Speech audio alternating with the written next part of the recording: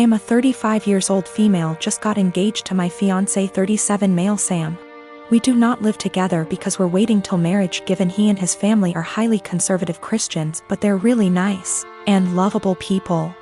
I had plans to spend NYE with Sam, but he said he was out for NYE dinner celebration with his parents then called me again inviting me to join them, and I happily did. His parents were there, they welcomed me and ordered many dishes and desserts and drinks. We celebrated and had great time, that is until it was time to pay. I pulled my wallet out of my bag letting them know that we'll split the check between us. Sam mumbled, "No, you don't have to, we invited you," but I insisted. He and his parents then stared at me. I asked what was wrong and both mother-in-law and father-in-law said they didn't have money on them. I was shocked. I turned to Sam and he said he too forgot his wallet at home and didn't bring enough money to cover even on round of drinks. His dad then laughed nervously, "Right, so guess we should let the doctor pay." I was taken aback. I said, "I'm sorry, but no, this is just so much money to spend on one dinner by myself, and I didn't think I was expected to pay the entire bill." Sam said I should pay and he'd pay me back later, but I said no since I know he will have to get a job to pay that much money. I said, "I'm sorry, but this isn't the first time I've been put in this situation by him and family, where I'm expected to rescue them after they somehow forgot their wallets and expect bothers to pay hundreds for their extravagant dinner." I told them I'll only pay for what I had and that's it. He and his parents were shocked. They started arguing about how I have the potential to pay right there and then, but I was acting as if they were strangers, not family. But that doesn't mean I'm obligated to pay. How could someone go out to a fancy restaurant, order so many dishes, desserts and drinks without bringing money? Sam begged that I just do it and call it a night, but I refused. The argument got heated, then I got up and walked out. Sam called later at 2 a.m. basically yelling that I ruined NYE celebration and made his parents suffer, because I refused to pay the entire bill. AMD instead acted selfishly and paid only for myself, after they were gracious enough to invite me. I told him how unfair it was for me to pay. Even if I have a good salary doesn't mean I want to spend it all on fancy dinner.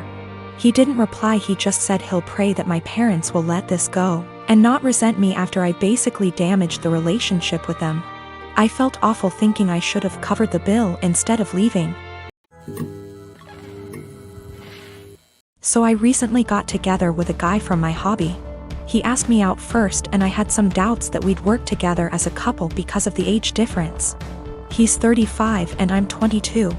So, in my apartment, since it's an old house that was originally a single-family house, there isn't much soundproofing. And the floors creak when people move. I've gotten used to the sound of the guy upstairs getting up at 4 a.m. since he starts work at 5.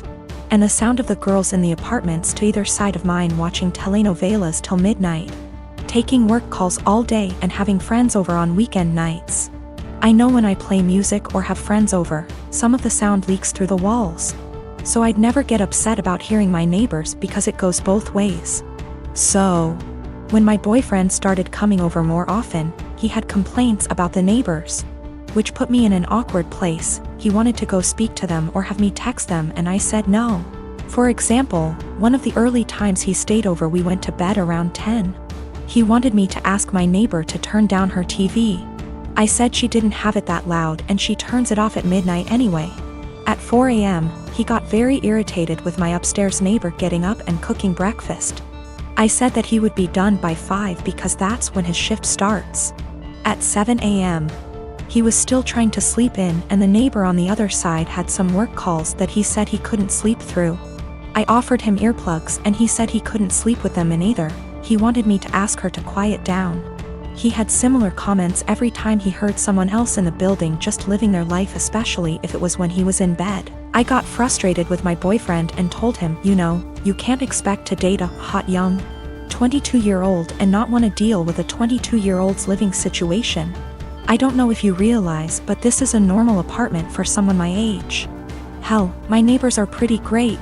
Nobody's throwing loud parties on work nights. Nobody's having screaming fights.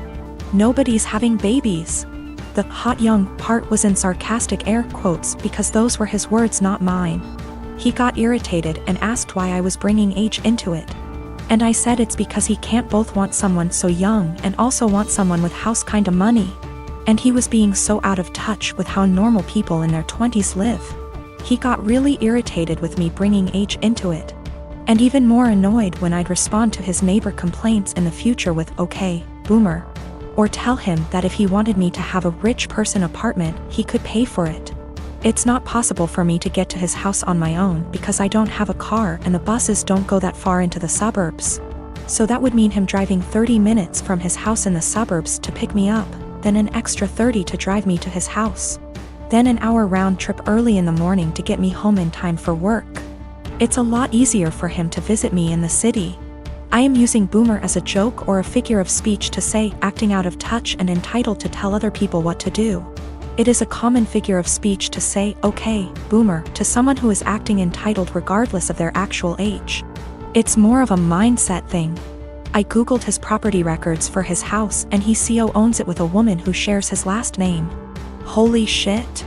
I don't know if she's his wife or ex-wife or what, but I'm out of here. I'm honestly freaking out right now, but I just gotta say, great big thank you to everyone who noticed red flags and made me question that. I've blocked his number. He can have fun figuring out where I went.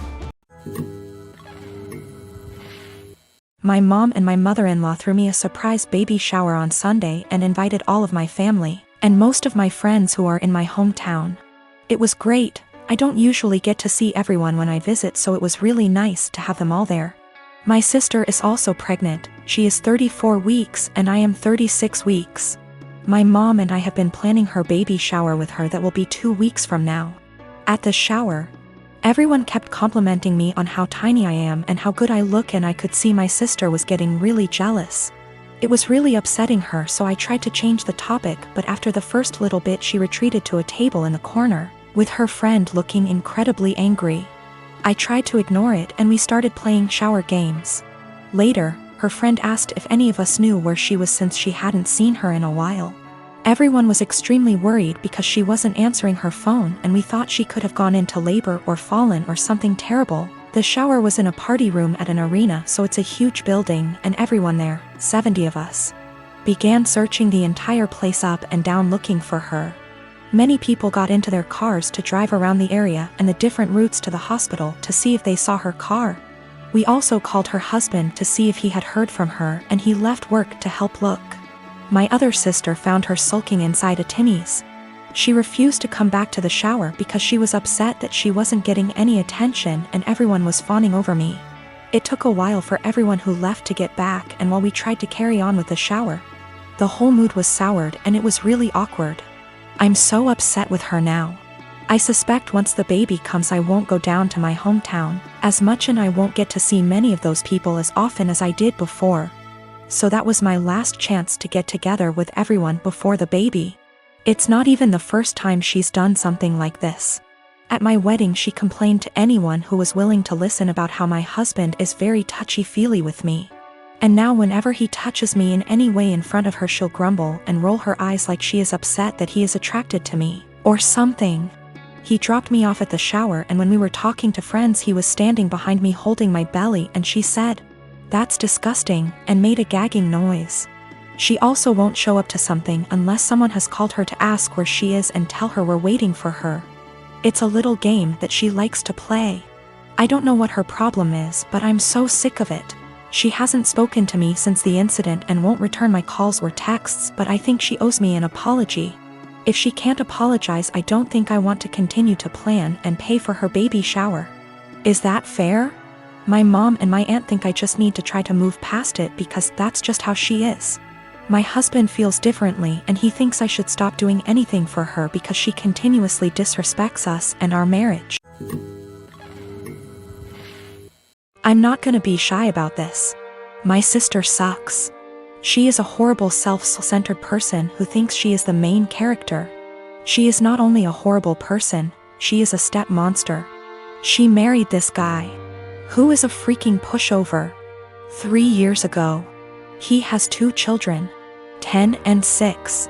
My sister constantly complains about them, saying things like the 6-year-old is gross because he sips too loud or has stained clothing.